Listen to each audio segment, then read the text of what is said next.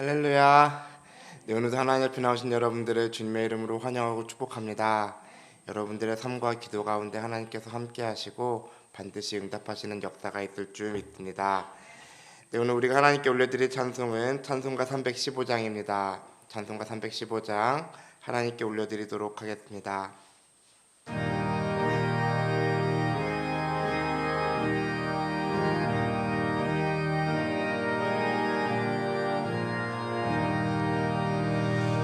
내 주 되신 주를 참 사랑하고 곧 그에게 뇌를 다 구합니다. 그는 은혜를 주신 내 예수시니 이 전부 나눠 사랑합니다. 주 날 사랑하사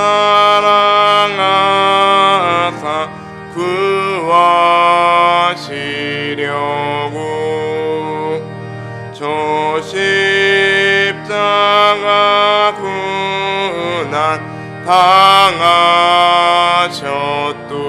당하셨구나. 그가 지관 쓰신 내 주 배우니 이 전부 나눠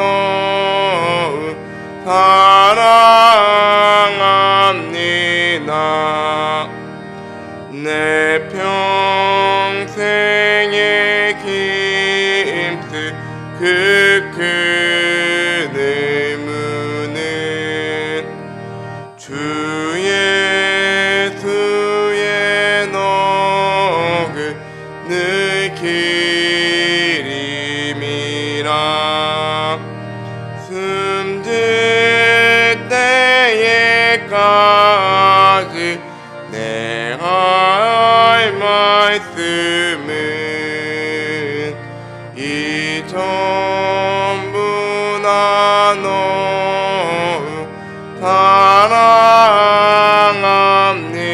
사랑합니다.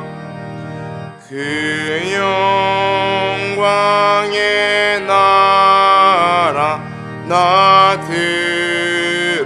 들어가서 그 풍성한 은혜 늘 감사하리.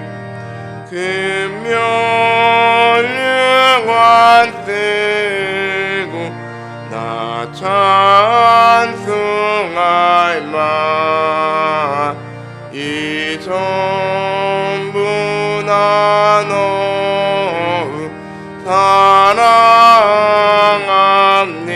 사랑합니다. 아멘. 오늘 우리에게 준 하나님의 말씀은 레위기 22장 23절 말씀입니다. 레위기 22장 23절 말씀, 제 성경책으로는 구약성경 181면에 있습니다.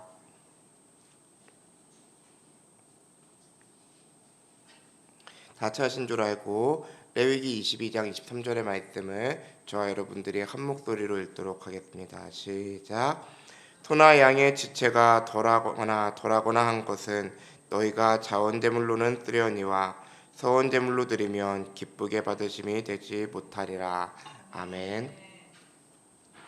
오늘 만나의 말씀이 레위기 21장에서 23장의 말씀과 시편 41편의 말씀인데요. 먼저 시편 41편을 보시면은 시편 41편은 병든 자가 하나님께 드리는 기도인데요. 세 개의 부분으로 되어 있습니다. 1절에서 3절은 제사장이 고통받는 사람을 위해서 간구해 주는 내용이고요. 4절에서 10절은 고통받는 사람 자신이 하나님께 직접 이렇게 아뢰는 부분입니다. 흥미로운 것은 시편 41편에 등장하는 사람은 병으로 고통을 받고 있는 것인데, 처음에는 병에 대한 고통을 이야기하다가 나중에는 관계의 문제로 자신의 고통을 확장시키게 됩니다. 그리고 어떤 내용인지는 모르지만은 10절과 11절 사이에는 하나님께서 고통받는 사람에게 응답하시는 내용이 들어가 있는 것이죠. 그리고 11절에서 13절은 고통을 당하던 사람이 응답을 받고 하나님 앞에 감사와 확신으로 기도하는 내용으로 되어 있는 것이 시편 41편의 구조입니다. 10절에 보시면은 보응하게 하소서라고 되어 있는데요. 우리가 옛날에 읽던 개역 한글 성경에서는 보복하게 하소서라고 되어 있습니다. 번역이 그렇게 되어 있는 것이죠. 근데 히브리어 원어를 보면은 이 말은 무슨 뜻이냐면은 보응하거나 보복하거나 그런 것이 아니라 선으로 갚게 하소서라고 하는 그런 내용입니다. 나에게 고통을 준 사람에게 선으로 갚는다라고 하는 것은 굉장히 어려운 일이죠. 그건 저도 사실 잘 되지 않는 일입니다. 하지만은 하나님께서 원하시는 일이기도 하죠. 바라기는 시편 41편 11절에서 13절에 나오는 그 승리의 고백이 바로 여러분의 고백이 될 수 있게 되기를 주님의 이름으로 축복합니다. 레위기로 돌아오게 되면은 레위기 21장은 죽은 사람을 만지지 말라라고 하는 말로써 이제 그 시작되게 됩니다. 제사장에게 해당되는 이야기인 것이죠. 사람이라고 한다면은 장례라고 하는 것은 매우 중요한 일입니다. 목사님들의 사역 가운데에서도 장례라고 하는 것은 정말로 잘 해야 되는 그런 사역인 것이죠. 근데 그 장례를 치르기 위해서는 누군가는 죽은 사람의 그 몸에 손을 대어야 합니다. 그래야지 장례가 진행되는 것이죠. 염을 하든 수의를 입히든 그 모든 것들은 죽은 사람의 몸에 이제 그 산 사람의 몸이 닿는 과정인 것입니다. 그런데 레위기 21장은 제사장은 가족 이외에는 죽은 사람의 몸에 닿아서는 안 된다라고 하는 것을 우리에게 말하고 있죠. 여러분, 여기에는 이제 그 당시 사람들이 생각했던 이유가 있습니다. 우리는 보통 죽음이라고 하는 것을 당연한 것이라고 여기고 인간으로서 피할 수 없는 것이라고 생각하죠. 그리고 기독교인들에게 있어서는 조금 더 의미를 더해 본다면 천국에서 만나기 전에 잠시 헤어지는 것 정도로 생각을 하게 됩니다. 하지만 유대인들에게 있어서 죽음이라고 하는 것은 죄의 결과였습니다. 아담과 하와가 선악을 알게 하는 나무의 열매를 먹지 않았다면 죽음이라고 하는 것은 사람에게 찾아오지 않았겠죠.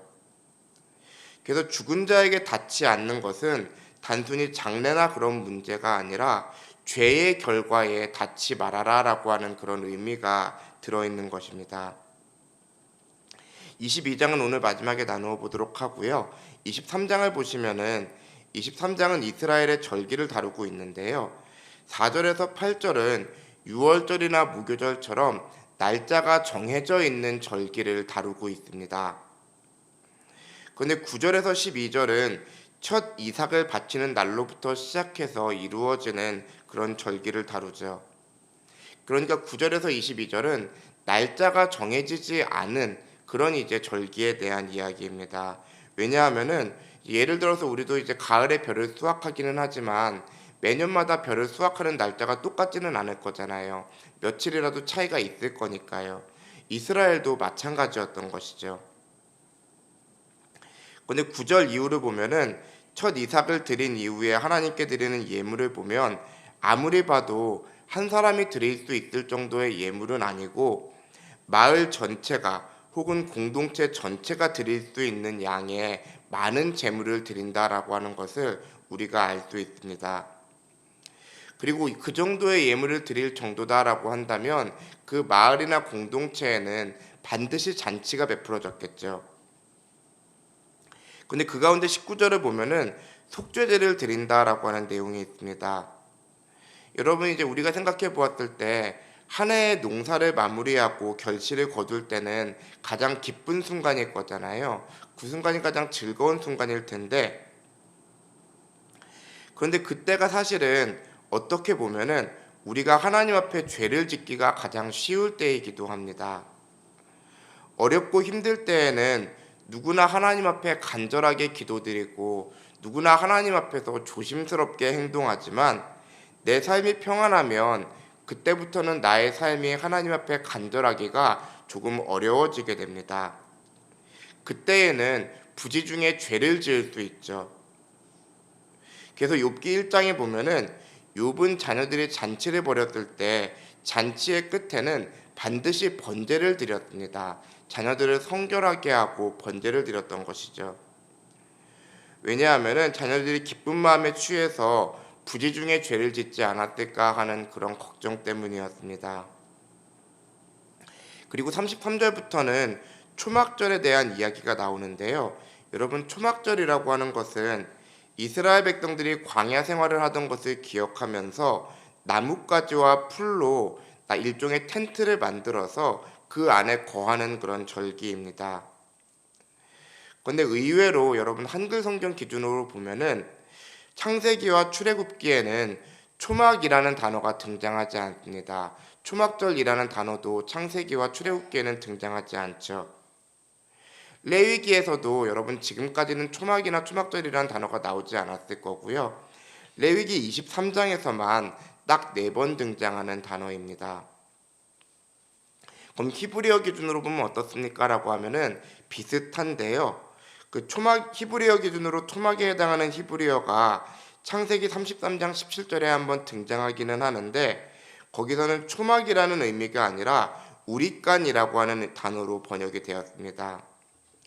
그런데 여러분이 이제 레위기 23장 39절부터 보시면은 초막절에 사용할 재료들이 등장하는데 그 초막의 재료들인 것이죠. 그런데 이제 가나안 땅에 자라는 아름다운 나뭇가지들과 열매들로 초막을 만들게 됩니다. 이것을 우리가 한번 좀 생각을 해볼 필요가 있어요.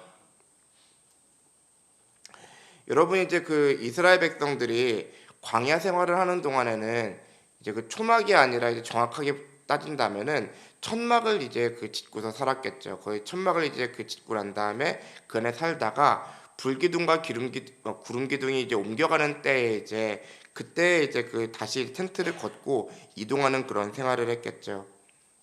그럼 이스라엘 백성들이 광야 생활을 하던 때에 천막을 만들던 재료가 무엇이었을까요? 그 천막의 재료가 무엇이었을까 생각해 보면은 당연히 레위기 23장 그 39절에 나오는 것처럼 그럼 나뭇가지나 그런 열매는 아니었을 것이고요. 그런 건 당연히 아니었을 것이고 아마 가죽이나 튼튼한 실로 짠 천으로 천막을 만들었을 것입니다. 그러니까 이스라엘 백성들은 광야 생활을 할 때 생명력이 있거나 아니면 사람들에게 풍성함을 줄 수 있는 그런 재료들로 천막을 만든 것이 아니라 그냥 이렇게 그 질기고 튼튼하고 그냥 어떻게든지 살아갈 수 있는 그런 재료로 천막을 만들었던 거예요. 그런데 약속의 땅에서는 그 초막절을 지킬 때에는 그런 가죽이나 질긴 실로 그 천막을 만드는 것이 아니라 나뭇가지와 그 다음에 이제 그런 결실들과 그런 것들, 그러니까 생명력과 풍성함을 주는 것들로 초막을 만들게 되는 것입니다. 여기에는 하나님의 뜻이 있는 것이죠. 이전에는 너희가 빈손으로 살아갔던 그런 시간들이 분명히 있었을 것이지만 이제는 너희에게 풍요로움과 생명력을 누리게 하는 분이 바로 하나님이시다라고 하는 것을 가르쳐 주는 것입니다. 그런 하나님의 약속이 담겨 있는 것이죠. 너희가 옛날에는 죽어 있는 것들로, 생명력이 없는 것들로, 희망이 없는 것들로 천막을 만들었으나 이제는 생명의 풍성함과 너희들에게 즐거운 것들로, 아름다운 것들로 누리게 하리라라고 하는 하나님의 약속이 들어있는 것입니다. 지금 여러분들 가운데에는 당장 내 삶의 곤비함으로 기도하시는 분들이 있을 것입니다. 비어가는 통장 잔고를 보면서 어떻게든 하나님께 도와달라고 기도하시는 분들이 분명히 있을 거예요. 아니면은 병원에서 받은 진단서, 그것도 치명적인 진단서를 받아들고서 그것이 나의 진단서이든 나의 가족의 진단서이든 내가 사랑하는 사람의 진단서이든 그것을 받아들고서 하나님 앞에 눈물로 기도하시는 분들도 분명히 있을 것입니다. 자녀의 성적표를 받아들고서 눈물로 기도하시는 분들도 있고, 때로는 자녀가 아직 성인이 되지 않았는데 그 자녀의 호주머니에서 나온 담뱃값을 보면서 여러분 그것을 놓고서 기도하시는 분들도 분명히 있을 것입니다. 우리의 인생이 비어가는 순간에, 말라가는 순간에 하나님 앞에 기도하는 것이죠. 하지만 하나님께서는 우리에게 분명히 약속하십니다. 지금은 너희들이 말라가는 너희의 삶을 두고 기도할지라도 나 여호와는 생명력과 풍성함으로 너희의 인생을 채워주는 좋으신 아버지라고요. 그것을 너희가 믿어야 된다고요. 하나님께서는 우리에게 그렇게 말씀하시는 것입니다. 그래서 여러분들 오늘 기도하실 때에는 이 초막절의 약속을 붙잡고, 그리고 시편 41편 11절에서 13절에 나오는 그 약속의 말씀을 붙잡고 그것이 나에게 임하는 축복이 될 수 있기를 기도하고, 그 시편 41편의 그 고백이 내 입에서 나오는 그 승리의 고백이 될 수 있게 해달라고 하나님께 간구해야 하는 것입니다. 그래서 제가 오늘 여러분들과 나누고 싶은 말씀이 바로 레위기 22장 23절 말씀입니다. 본문 말씀을 보면은 하나님께 예물을 드릴 때에는 본래 흠이 없고 완벽한 것으로 드려야 하잖아요. 근데 오늘 말씀을 보니까 자원하는 예물로 드릴 때에는 조금 부족해도 하나님께 드릴 수 있고 하나님께 받으신다라고 말씀하고 있습니다. 여기에 이제 중요한 것이 있죠. 물론 서원에 대한 예물을 드릴 때는 완벽한 걸 드려야 하지만은 그건 나중에 생각해 보도록 하고요. 그 앞에 있는 것, 자원하는 예물을 드릴 때에는 조금 완벽하지 않아도 조금 흠이 있어도 하나님께서 받으시겠다라고 하는 그 약속이 들어있는 것입니다. 어제 제가 시편 40편 7절에 대한 말씀을 드렸습니다. 하나님께서 받으시는 예물은 단순히 헌금이나 봉사뿐만 아니라 기도가 포함된다고요. 그런 우리의 기도가 부족할 때가 많은 것이죠. 언제나 하나님 앞에 온전한 기도이면 좋겠지만 때로는 원망하는 기도로 하나님께 드릴 때도 있고 하나님께 때를 쓰는 기도로 드릴 때도 있고, 때로는 그저 하나님 앞에 나의 소원만 아뢰다가 그냥 끝나는, 어떻게 보면 이기적인 기도가 될 때도 있고, 때로는 너무 큰 것을 구하는 것이 아닌가 싶을 정도로 나의 욕심이 가득한 기도로 하나님께 드릴 때도 있습니다. 하지만 그런 기도조차도 하나님께서는 예물로 여기시고 받아주시는 것처럼 여러분들이 하나님께 드리는 그 기도가 부족해도 하나님께서는 반드시 그것을 받으시고 여러분들을 축복하시는 하나님이심을 믿고 기도해야 하는 것입니다. 예물이기 때문입니다. 여러분들의 기도가 오늘 하나님께 올려드릴 예물이기 때문인 것이죠. 그래서 오늘은 여러분들이 기도로 하나님께 예물을 드리는 날인데, 그렇다면 어려운 상황에서는 결코 쉽지 않겠지만 여러분들의 기도에 아주 한 조각의 감사라도 넣어볼 수 있게 되기를 바랍니다.